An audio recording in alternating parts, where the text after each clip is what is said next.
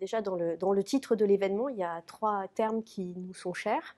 Il y a le côté forum, donc qui met en lien des acteurs issus d'environnements différents, ce qui est aussi l'essence de ce que fait un pôle de compétitivité.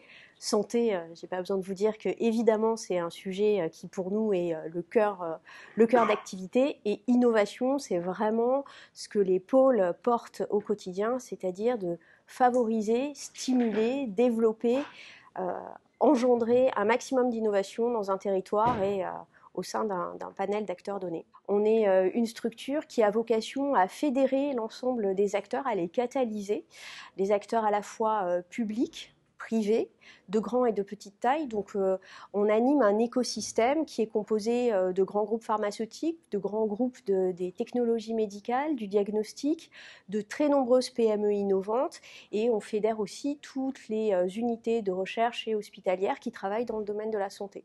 Donc on a un rôle finalement d'animation, de catalyse, un peu de pivot réflexif autour de l'innovation en santé. Ça a été souligné à plusieurs reprises aujourd'hui. La région Auvergne-Rhône-Alpes, elle a un historique extrêmement fort en matière d'industrie de la santé, mais aussi en matière de médecine.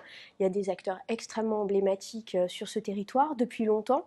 Mais une des caractéristiques aujourd'hui, c'est d'avoir su être un territoire qui a évolué et qui a en particulier favorisé l'émergence d'un écosystème de petites entreprises très innovantes, très agiles, très réactives, totalement connectées à différents mondes et issues de différentes technologies, et qui sont venues enrichir finalement cet historique qui était là, qui était un terreau extrêmement important, et qui font une des spécificités de cette région.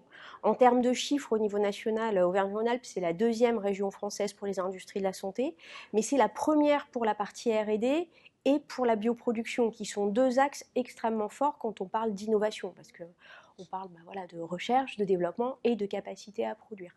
Et au plan européen, il y a des spécificités dans cette région, thématiques, mais aussi organisationnelles, qui font vraiment référence et qui nous permettent d'avoir de très nombreux partenariats européens qui aujourd'hui attestent de la visibilité et de la place de l'écosystème Auvergne-Rhône-Alpes au niveau européen aussi.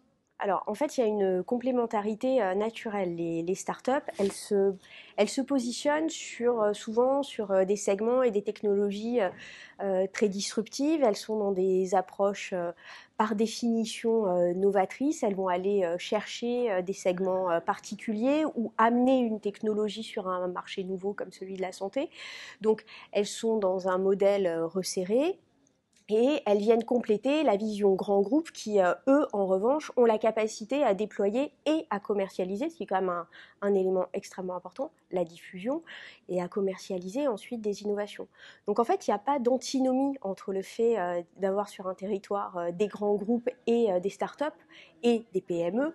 Au contraire, ça atteste vraiment d'un écosystème qui, dans l'ensemble de ses composantes, est capable de mobiliser des gens qui vont être très petits, très agiles, très disruptifs, qui vont conjuguer leurs efforts souvent avec un tissu académique qui lui-même produit un certain nombre d'idées, et qui vont s'articuler avec des grands groupes qui, eux, vont apporter l'industrialisation plus avancée et la commercialisation d'un certain nombre d'innovations.